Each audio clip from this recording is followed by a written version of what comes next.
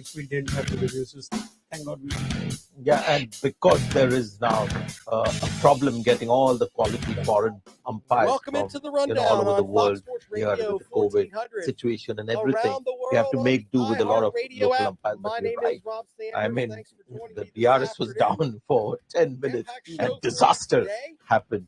It pains me when those kind of Because we've, decisions are given. Fridays are I always saw a fun one show earlier here as on the well rundown.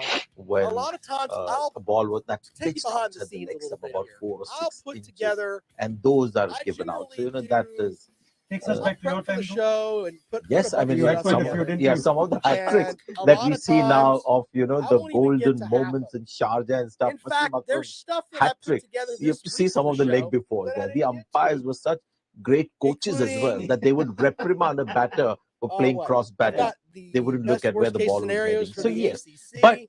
it could I've have been the other got way all around as well. kinds of stuff. Some obvious decision would have been So given yeah, not out, and then MI would not have had the it's chance to interesting review that that. So I can completely sometimes I understand get that. That some of this, and doesn't sometimes I only just take us don't. back to Sanjay's time or But an era today, before I DRS want to Piyush. thank the It folks that are also, I watching know, in the speaking chat to room, enough including cricketers, Coxie this problem Twan, is still one that Pablo affects Elvis, domestic Papa B, cricket, doesn't it? There are enough complaints till this date where DRS isn't and part of domestic cricket or first-class cricket, and we of don't see the best course, quality or standard of umpiring.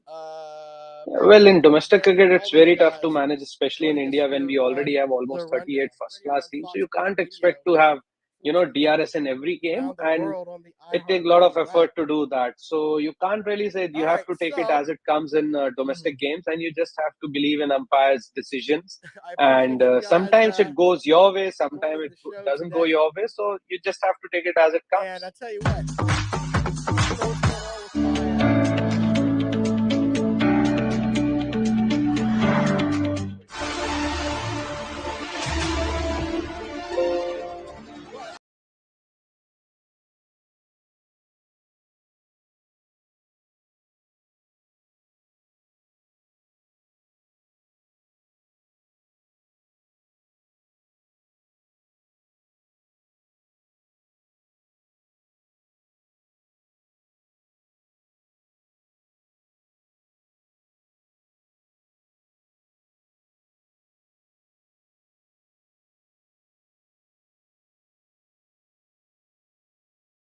going on the recruiting trail.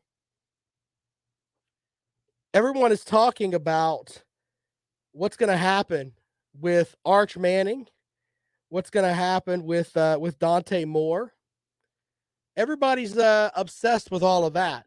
But the reality is that if you look at the numbers, what it basically boils down to is a lot of these guys are going to transfer. Yeah. Remember, here's the big thing with that. The couple of the biggest quarterbacks from the last cycle, including Quinn Ewers and Caleb Williams, started out at one school, but went somewhere else. And for some reason, you've got it set up now where kids are basically looking at it, and I say kids, they're grown men. But the reality is that these young fellas are going out there, and if they don't get exactly what they want, they're gone. Absolutely gone. So I titled the show today, Hypocrites Everywhere. And it should be hypocrites and people that are failing to commit. Because the idea that, hey, you've got X, Y, and Z in your class anymore is a falsehood, to be completely honest. The idea of a young man being committed to your program for anything more than a season is a joke. I mean, it really is a joke. I look at this stuff and I look at the numbers here, and the number of players in the 247 sports rankings who transferred before the start of their second season each of the last 4 cycles. Okay, these are guys that were near the top of the recruiting trail there or recruiting world. In 2019, it was 9 players. 2020, it was 22. 2021, it was 32. These people are just leaving, and they just don't care. It's pretty much where we are with all of this now. Anyway, I thought I would throw that out there, and then I've got another recruiting story that I found very interesting. People are writing reports about Jordan Addison. We've talked about Jordan Addison this week. That is the Biletnikoff Award winner for Pitt, who entered the transfer portal. And apparently, he's going to make a visit to Southern Cal in the upcoming days, according to ESPN's Pete Thamel. He went and took a visit to Texas. He's also expected to visit Alabama before a final decision. Here's the thing that bothers me with that. This all comes down to money. It's like he's getting a $300,000 house is what allegedly is being put out there for him to go to Southern Cal. Why the optics of, I'm going to go and visit Alabama. I'm going to go and visit Texas. Is there just this thought that, hey, we're going to see if we can get some more money? Maybe that's what it boils down to. But when you really step back and look at it from this perspective too, we were talking about it where young men transfer in and out. College football is getting to a point where it's going to be nothing but mercenaries. Guys that come in for 1 year, they hope to set the world on fire. And let's be honest, they probably don't give a damn about your program. I mean, they want to win so they can get to the grandest stage possible so the NFL can actually see them play against a big-time opponent. But in the end, do you really think a lot of these young men care? I mean, they obviously don't care about the degree that they're supposedly going to school to get. If they did, they would probably work really hard and do what normal college athletes did. But today, that degree means nothing. So I thought about this last night, and I came to this conclusion with my wife, who is an educator, teaches special ed, and has her heart in education and thinks that education is the one thing that can fix our country. Whether you're Democrat, Republican, whatever. If you become educated, that opens the doors for you. Okay? Especially with a lot of the young men that think, you know what, I can go to the NFL. And the reality is this. She thinks, and this is something that is interesting too. If you're making $800,000 as in NIL money, which means you're making more than a lot of assistant coaches make, then you know what? You should have to pay for your scholarship. All of that should be on you. Because these guys are double dipping. They're going to be gods on campus anyway. And, by the way, you don't have to pay to go to that history class that the average person is paying, $25,000 a semester to go? I don't know. My absolute favorite YouTuber, Mr. Carolina Jackpot, says, was this Addison kid just a product of playing with a good quarterback, or was it the other way around, do you think? Because Pickens was never that impressive before. Well, respectfully, he was the only quarterback drafted in the first round of the NFL. So maybe there's something to that. Or maybe he had Addison to throw the ball to. Maybe they had some sort of connection that is just out there.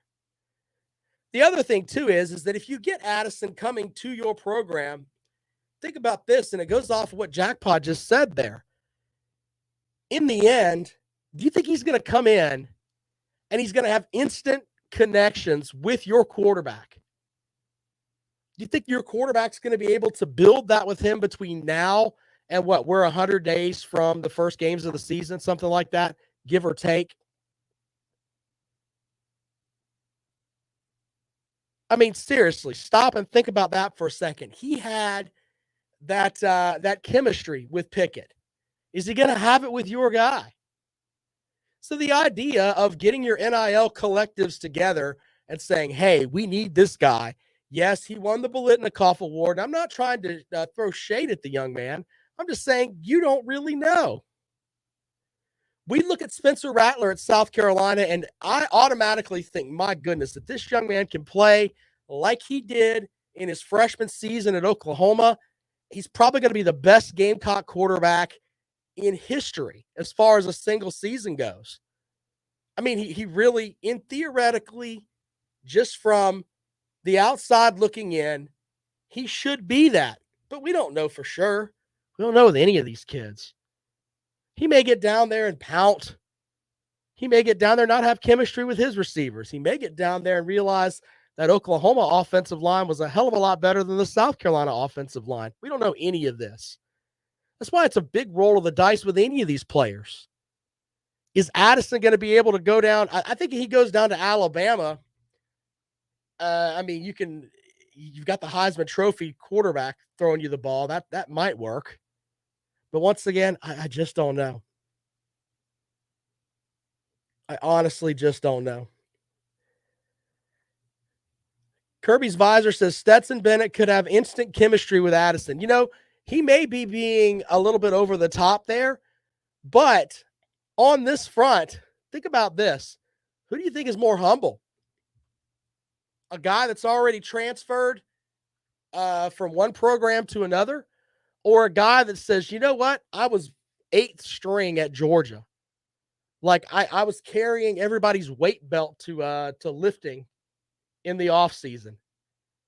And I ground my way until I was the starting quarterback over 2 5-star guys, 3 5-star guys, and I broke a 40-year national title stretch. I say that in about Bennett because there's probably a lot of guys on that team that really like him, and he may be someone that could get in there with Addison and make things really, really interesting and be more welcoming to him. But then again, who knows? Who knows at this point? Anyway, if you want to talk about that, we can get into that this afternoon at 803-978-1832. I just, the more and more you read about, and like, we're all accustomed to looking at the whole recruiting rankings.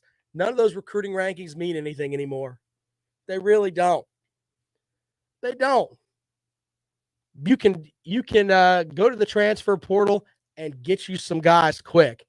Shane Beamer was talking about Takarion Joyner and saying that after his bowl performance, there were people that were trying to get him to come to their program to play quarterback. That happens. It's happening all over the place. 803-978-1832. 803-978-1832. Peg and Megan says, Addison isn't used to catching a ball with as much heat on it as when Stetson sends it. He'd have to get used to that. Yeah. Okay. I'm not even going to remotely address that. Billy says, Rattler will do great if he stays healthy. Worry about the ears of anything. Yeah, between his ears. Yeah, I think that's fair too. But with some of these guys, you just don't know. You really don't. All right, 803-978-1832. 803-978-1832. We're going to look at some best case, worst case scenarios for the ACC. And I got a couple other things. Panthers making a silly move. Yeah. Tom says, did I mention Tom Brady's $335 million contract with Fox Sports? Yeah. I mean, they're going to pay him. America. That's kind of the way that it is. All right, more of the rundown when we come back. This is Fox Sports Radio 1400.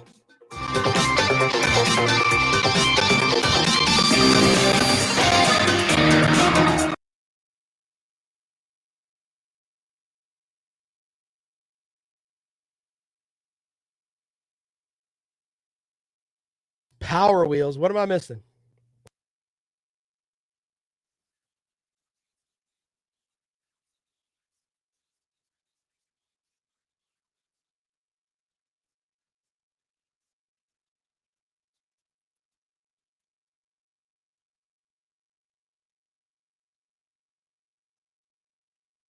You guys are hilarious over there, by the way.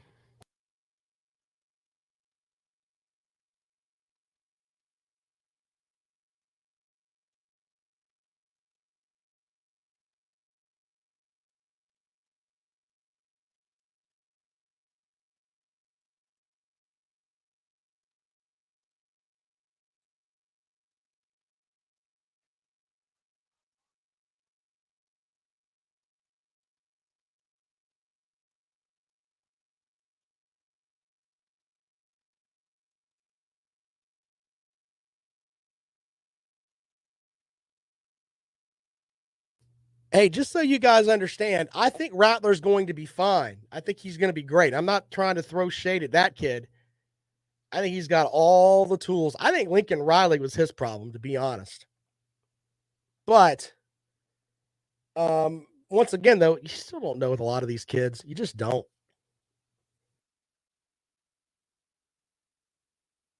I like how Billy dropped the line the other day. I something about I haven't been that mad since I got out of prison or something. Like, oh, Billy, we ain't got to go that far.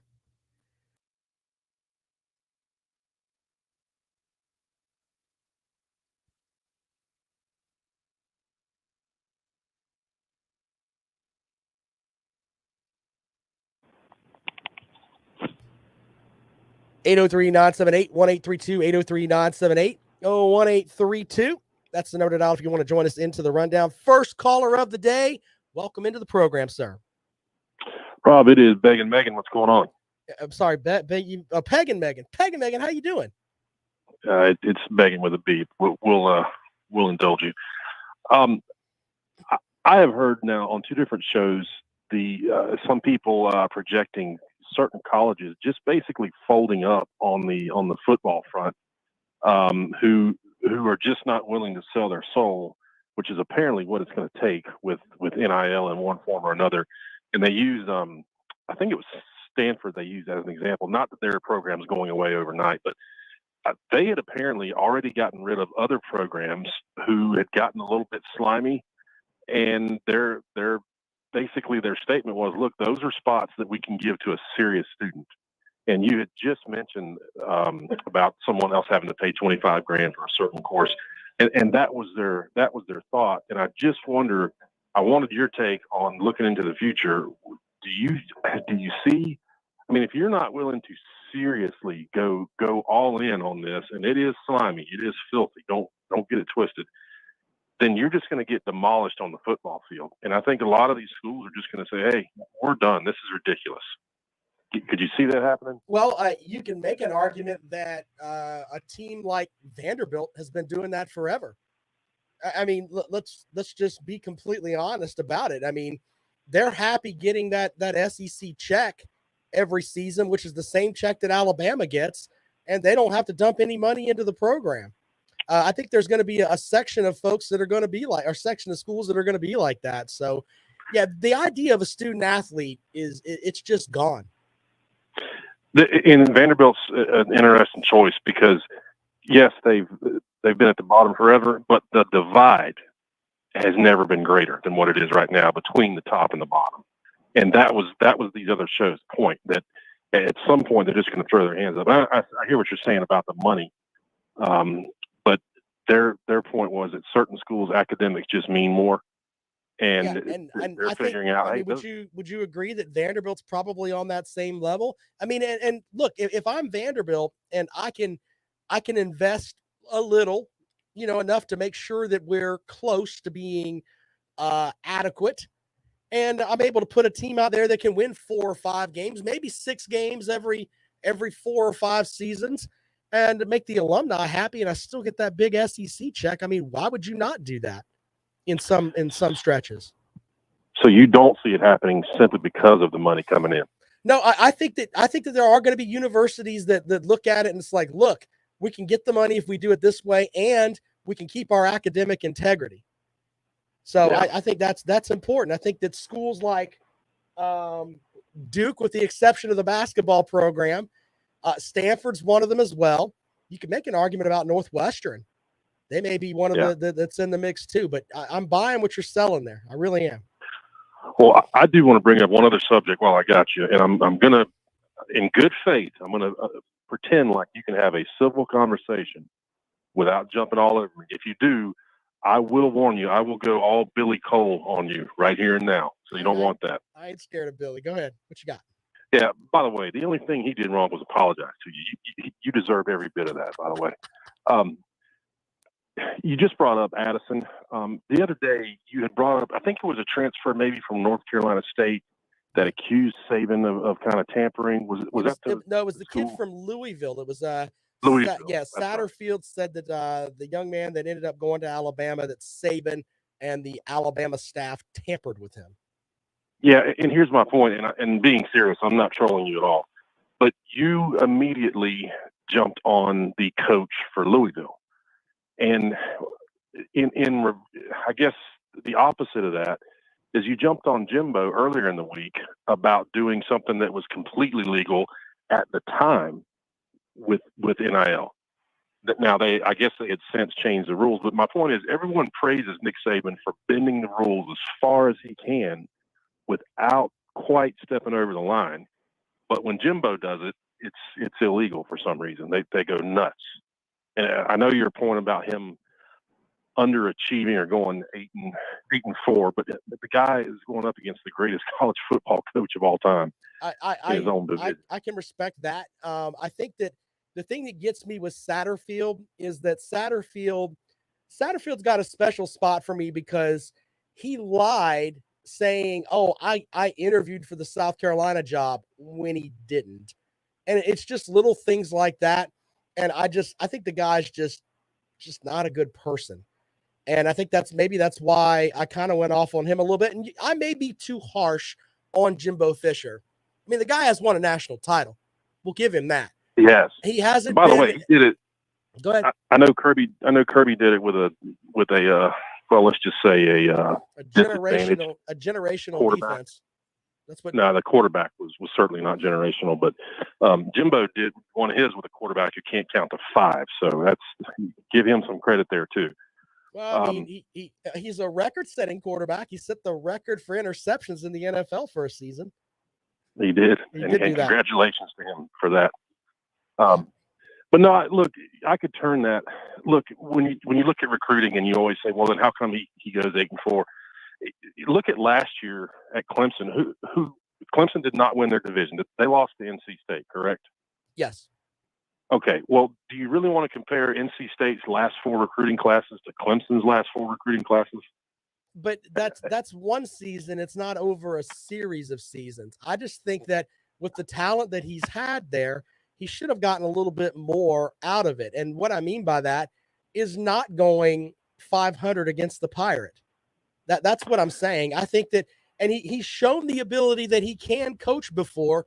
He took a team into Clemson with Jameis Winston, who could barely speak English, and got them to drub Clemson 56-7 in a game up there. So we know that Jimbo Fisher has the ability to do that, but for some reason he hasn't woven it together at Texas A&M. I will say this in his defense on that. Let's take Nick Saban with Ole Miss. You realize for a 4-year stretch there, right in the height of the Alabama dynasty, he went 500 versus Ole Miss. Yeah, but he lost 2 in a row. But he beat everybody else senseless, though. I mean, there's some weight to that. Would you agree?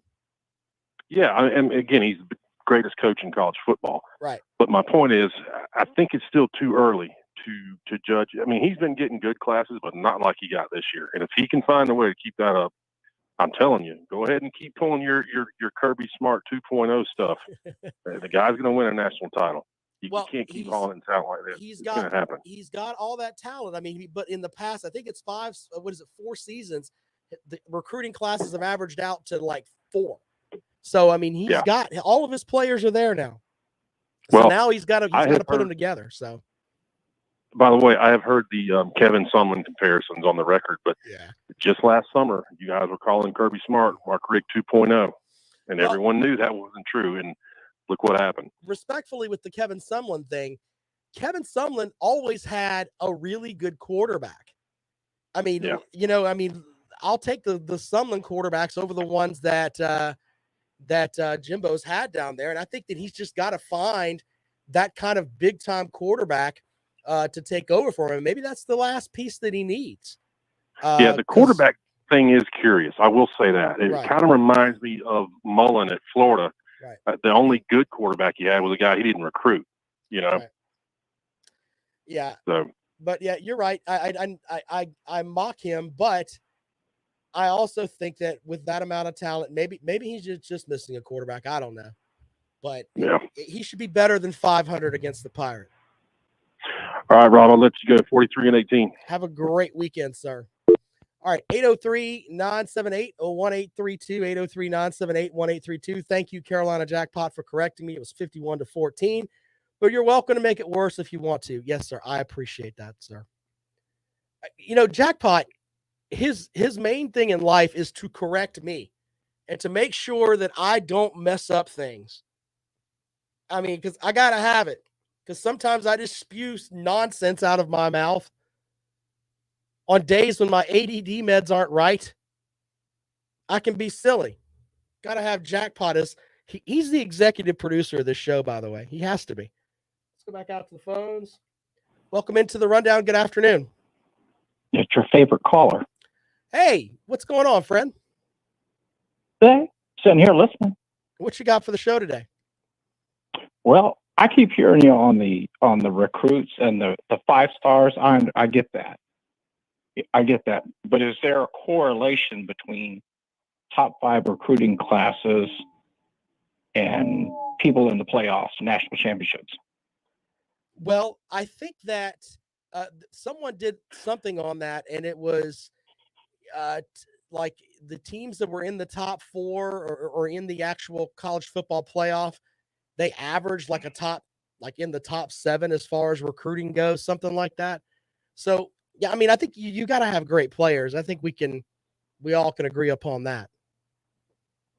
But the transfer portal is going to mess all that up. Oh, yeah, that's what I was just talking about earlier. The idea of you've got the top-ranked recruiting class, that's great. But here's a thought. How many of them will stay there until their sophomore season? Because that affects the recruiting class as well. Yeah. And it really sets back the people you've recruited get antsy, and then the high school kids, it really affects them because transfer portal's clogging this up. Yeah, it does mess things up, and it makes coaches where they don't have the ability to build depth. I mean, they don't. You just don't have that anymore. And especially at the skill position spots. If the kid's not, WR1 or QB1, they're going somewhere else. On the lighter side, because Crew Revisor's got my blood pressure up and I'm going to remain calm, but I just jokingly want to ask him on the air, if Tennessee hadn't sucked for the last 20 years, would Georgia had went ahead, caught them, and gone up a couple of games on the all-time record after 20 years Tennessee has sucked? Well, bless their heart. They win a natty and and that's good. Well, that's respectfully, good, sir, we have to respect the hardware. They're the champions. Yes, they're the champions. We can't argue with hardware. They caught Tennessee, and they're ahead now on the all-time record by a couple of games. But I just wonder if Tennessee had sucked so bad that if they had caught up with them and stuff. Hey, remember that game, Dobbs? He's the Dobnell boot play. We got to go back that far. Come on, man. Well, we do. We always reference back to stuff. And, oh, by the way, just since we're college football junkies, and you are too, later on, and I'm not going to say his name, but he has a great thing out today, shows losing records from teams for the last 25 years. There's like 50 major programs. You would be surprised. Now, Tennessee doesn't surprise me. They had 9 of the last 25. But all of y'all that's watching Rob later on, check that out. He's serious. He's not trolling or something. You know who I'm talking about. Yeah. Is that on Uncle Lou's channel? Yep. Yeah. And he's got 50 teams, and it's got for the past 25 years now, and it will shock you. It will shock you. I will have to check that out. It's interesting. Who do you think's the worst team with 22 of the last 25 years losing seasons? Losing seasons, 22 of the last 25 years. I'll give you a clue. They're in the SEC and initial is V. Well, Vanderbilt, yeah.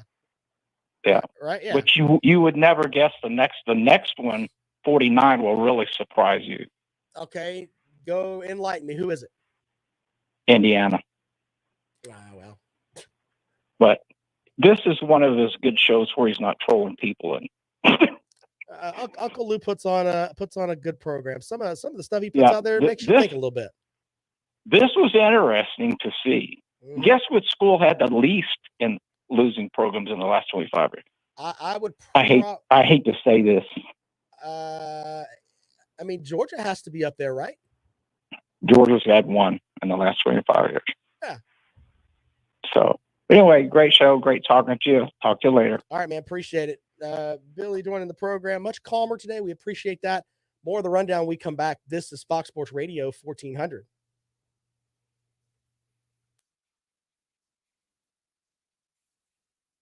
Yeah, compliance officer. That's what Jackpot is. Very good, sir. The Jackpot is the compliance officer. Appreciate that.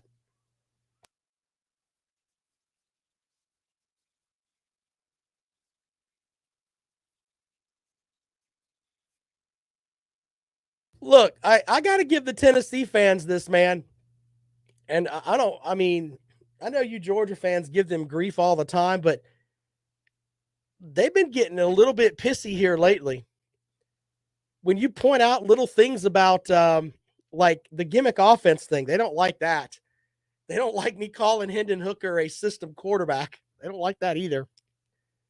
But I never knew Tennessee. First of all, I thought Tennessee fans didn't really care about football. I mean, they've been so crummy for so long. But now we're at the point where, man, they look like they care. Welcome back to college football, Tennessee fans. Congratulations. You guys are back.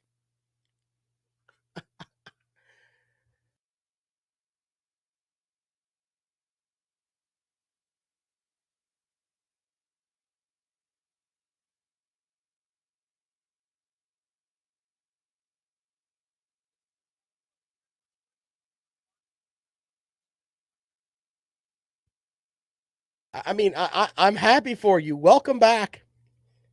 Maybe you can make the SEC East worth a damn again.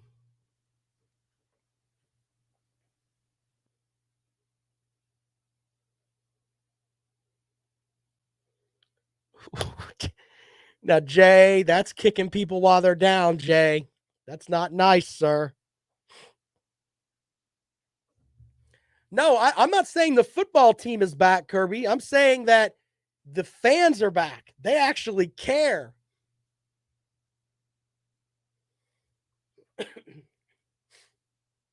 Your fans are back, not your team. Let's make sure we put that out there. People are going to be running around saying that Rob says Tennessee's back. No, I'm not. They're not back at all. What are you talking about? Welcome back to the rundown on Fox Sports Radio 1400. Around the world on the iHeartRadio app. I'm Rob Sanders. Thanks for joining us today. We talked a little bit about some recruiting stuff. We talked about the transfer portal, which seems like we're talking about that a lot. But I was mentioning to the folks in the chat room during the break that it's interesting that Tennessee fans are actually coming back to the world of college football. They think their team's going to be back. As Billy just said there in the chat room, 247 Sports has them projected to go 5-0 to start the season. Well, I mean, what's your toughest game the game where you go to Pitt, right? I'll tell you what. I mean, if Tennessee starts the season 5-0, we're going to hear dueling banjos in a 7-state area. I mean, they're going to have to be like extra sets of dentists to go to Tennessee. It's kind of the way it's going to be. I do appreciate them getting back into the fray, though.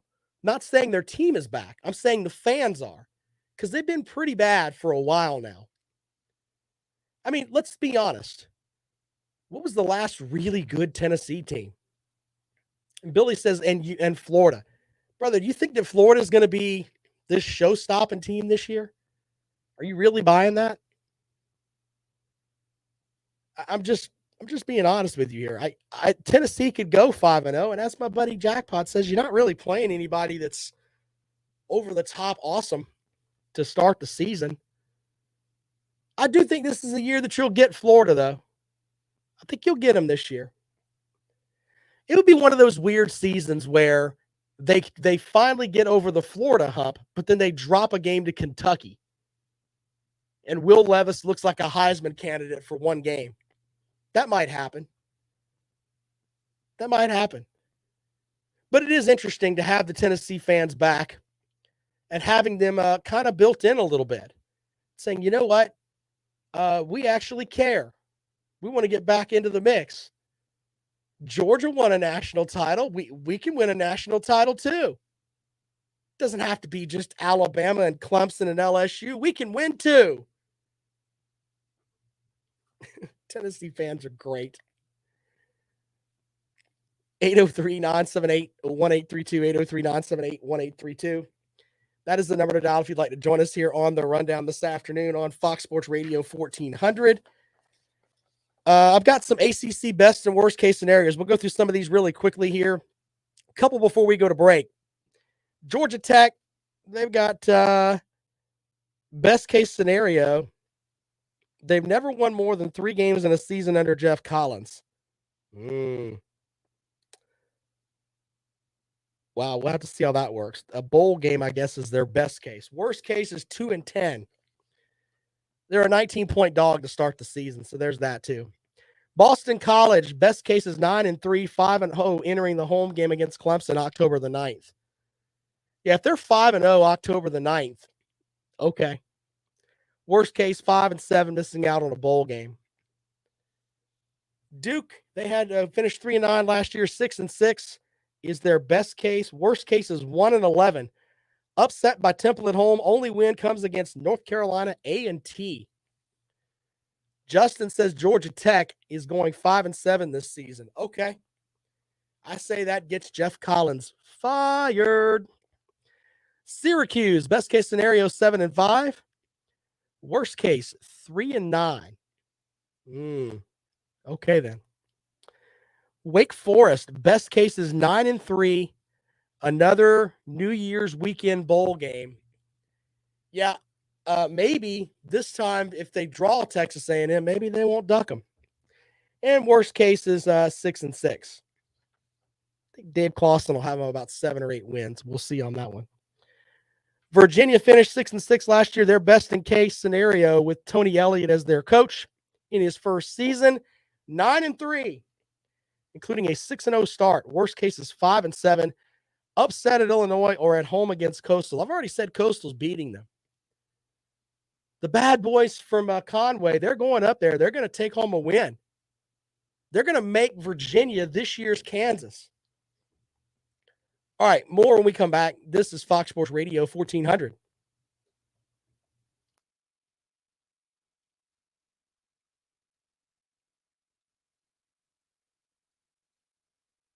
Billy, all that stuff, 7 in scoring offense, 9 in total offense, 11 in team rushing, and your defense is not very good.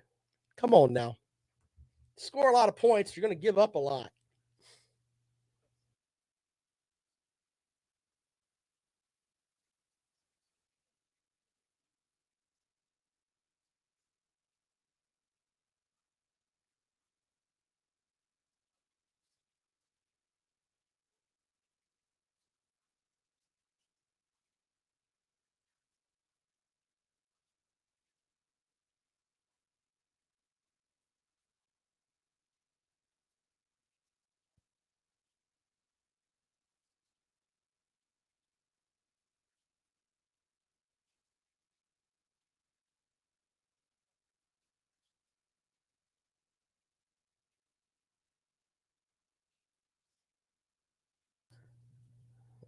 If they're undefeated coming off that bye week, Jetmack, you think they can win at LSU? Okay. Does anybody really think that LSU is going to be like light years better this year than they were last year? I don't know. Ball Steak says Georgia. Well, I don't think the Georgia defense is going to be as good as it was last year. That's kind of pissing in the face of the guys that were there. I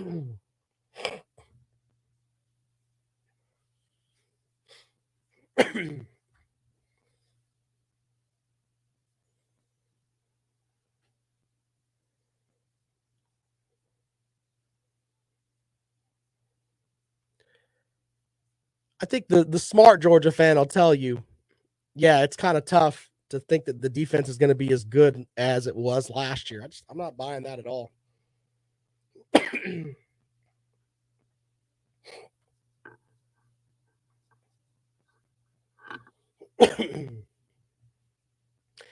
Welcome back to the Rundown on Fox Sports Radio 1400 around the world on the iHeartRadio app, 803-978-1832.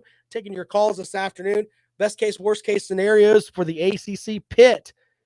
Best case, according to 247 Sports, 11-1 repeat as ACC Coastal champions with a shot at the college football playoff. Okay. Worst case scenario, 6-6 and drop one between West Virginia and Tennessee and never recover. It's a pretty tough non-conference schedule playing West Virginia and Tennessee in the same season.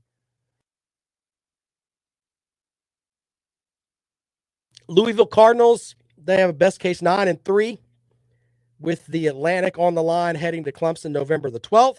Worst case is 4-8, 0-2 start, and people are starting to question Scott Satterfield. Virginia Tech at 9-3 is their best start. Worst case is 6-6. Home losses to BC and West Virginia and swept by UNC and Pitt. So that's interesting. NC State 11-1 is their best case. Their only loss to Clemson. They get a New Year's Six bowl game. Worst case scenario, 7-5. And their quarterback, Devin Leary, regresses. I'd like to see how that works. Miami 10-2. ACC Coastal champions and Cristobal's first season. Look, Miami's entire season, in my opinion, hinges on the Texas A&M matchup. I'm not saying going into Texas A&M and winning. I'm just saying if they go in there and they're competitive and they basically play with a little bit of that old school Miami swag of we're going to knock you in the mouth and we're not going to be a passive team like we have been for a long time, that could help them big time heading towards the rest of the season. So with that, if they win down there, they're off to the races. They're definitely off to the races. But if they lose, but they look, it's a moral win. There we go. That could be the way to go. North Carolina 9-3. A bounce back season for Mac Brown. Worst case is 6-6. And I love this. Questions about whether Brown can translate good recruiting to on-field success continue. Okay. Florida State at 9-3, best overall. 5-1 when Clemson comes to town October the 15th. Worst case, 4-8. And Mike Norvell will be fired. Clemson, best case, 12-0 in dominating fashion with Uiagalelei looking elite. Playoff lock regardless of the ACC championship game. Worst case scenario, 8-4, Uiagalelei benched, and Klubnik looks overwhelmed in action. Yeah. I kind of buy that. And we've talked about Clemson at length on here. And it's going to come down to, is the offensive line fixed? And can Uiagalelei stop throwing passes to cheerleaders? He can do that. Things might change for Clemson. Couple of more stories here that I want to get into really quick.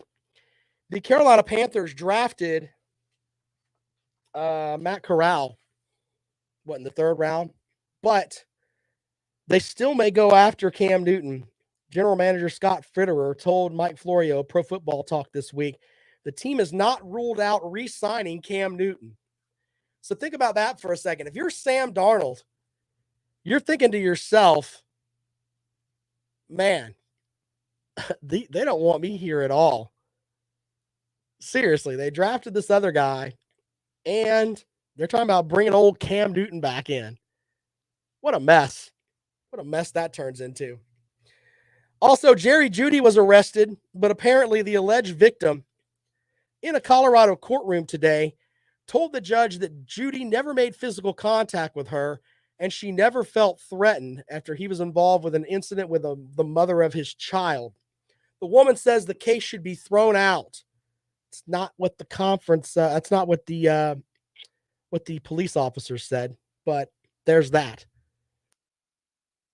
All right, so I got one final thing that I wanted to throw out here really quickly. And this is something that bothers me to the 80th degree.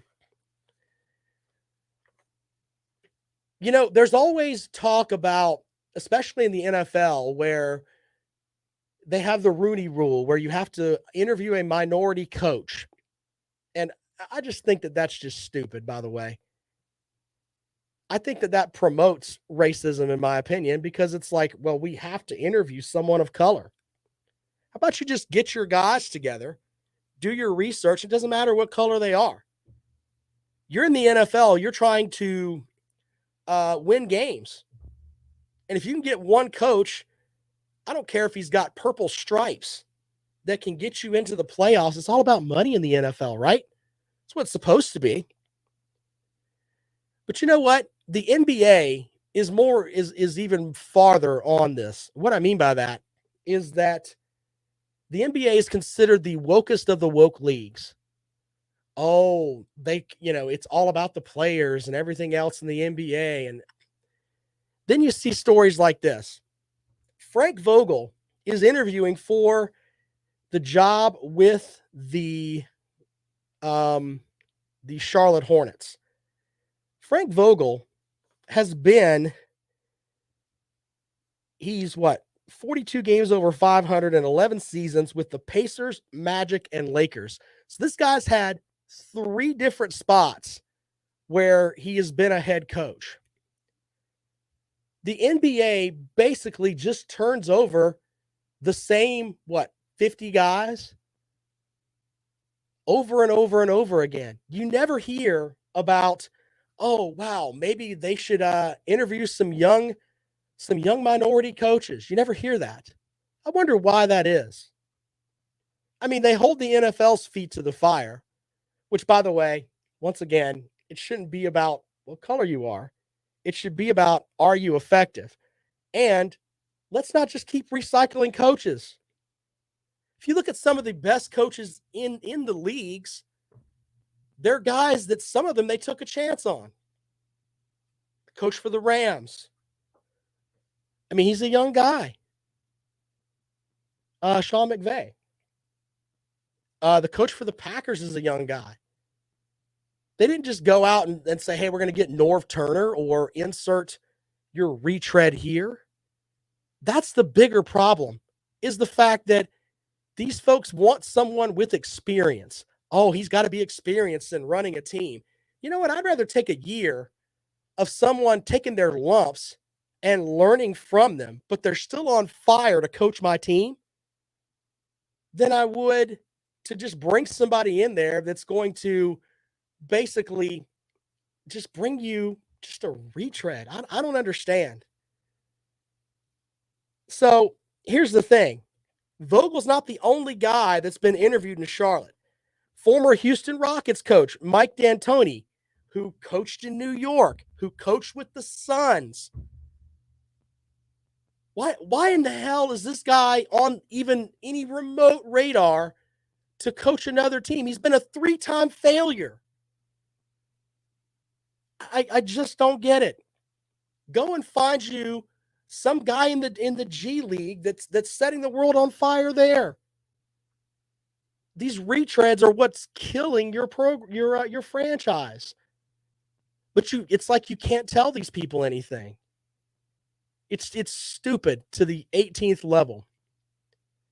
And you know what? Most people, they may not say it, but especially with the Rooney Rule, they want that to go away. It may have had good intentions at the time when it started, but as of now, man, people just want to win. Wins equal money. That's what it basically boils down to. And you know what? These guys have proven that they're failures.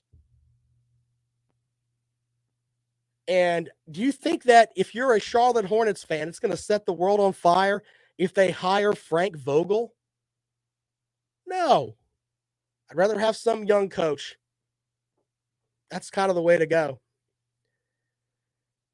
All right. Didn't mean to, that story just bugged me. Yeah, Frank Vogel. You know, Michael Jordan owns the Charlotte franchise. I mean, look at Phil Jackson. They pulled Phil Jackson basically out of Mexico. He came up there and worked and got them championships. That's the way you got to go. He's still going to be getting money from LA to go coach somewhere else. Stupid. Anyway. All right. This weekend you've got what? NASCAR. You've got there's golf, baseball, all kind of stuff. Oh, South Carolina's playing Kentucky tonight. That's a showdown to see who goes to go 0-3 or 0-2 in Hoover. Be sure to watch that. All right. See you later on. This is the Rundown on Fox Sports Radio 1400. Yes, Colby, I don't like Kirby Smart. Sorry. Look, and I don't understand why most people can get behind this. There are people that didn't like Bobby Knight. Didn't want Bobby Knight coaching there, as a coach. Just don't like Kirby Smart. I can respect him for what he did, but I don't have to like him. It's not petty. Never liked him. I think a good piece of it came down to the fact that he had basically a handshake deal to take the South Carolina job, but then basically told them, no, I'm going to go to Georgia. Maybe that's a part of it. I don't know. I just don't like him. It's not petty. All right. I appreciate you guys. We'll see you on Sunday with the Rob and Kale Show. You guys have a great night. We'll talk to you later on.